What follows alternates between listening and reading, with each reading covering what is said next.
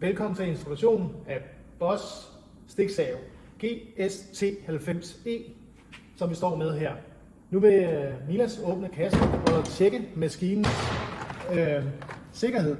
Vi starter med at tjekke maskinen, om der er nogle brud på den, ledningen, om der er nogle brud på den, om den er hel. Den ser rigtig lækker ud. Det næste, vi ser på, er Milas' sikkerhed, inden han går i gang med saven. Han har taget høreværn på, fordi den kommer over 85 dB, og selvfølgelig sikkerhedsbriller, som hvis der er noget, der skal springe op i øjnene, mens han saver med saven. Det næste, vi kigger på, er klinge. Hvordan vi udskifter den, det gør vi ved at hive let ud i håndtaget og trække klingen ud. Her har vi mulighed for at skifte klinge på maskinen, an på hvad for et materiale vi skal skære i. Det ser fint ud. Vi har en lille sikkerhedsglas, vi kan montere foran klingen her. Sådan der er. På siden her har vi mulighed for at lave fremdrift på klingen efter materiale, og hvor hurtigt du vil køre frem i materiale. For eksempel hvis du skærer en plade, har du mulighed for at lave bevægelse i klingen, så den kan komme hurtigere igennem. Her tilbage på maskinen ser vi et stykke plastisk stykke, der er sat ind i maskinen, hvor du kan montere et sug.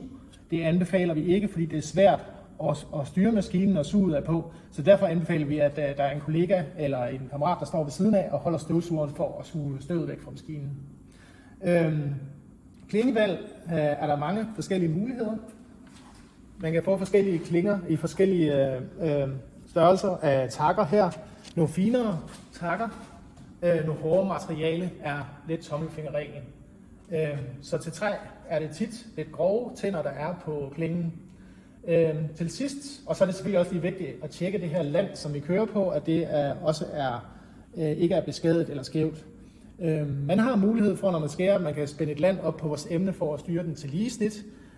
Stiksaven er rigtig god til, hvis du borer et hul i et emne og sætter stiksaven ind, kan du ligesom lave et hul i en boreplade til en vask, for eksempel. Nu vil vi gå over og skære et lige snit på en krydsfinirsplade, så I lige hurtigt kan se, hvordan den fungerer.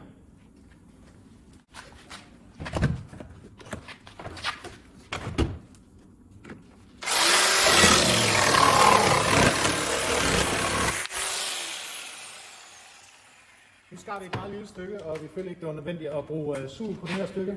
Men der kan I se, hvor fint et snit den kan lave. Et lille trick til, hvis I skal skære, kan man med fordel sætte et stykke malertape over her, så man undgår, at den flænser her på bagsiden. Så god fornøjelse med stiksaven derude. Pas på fingrene.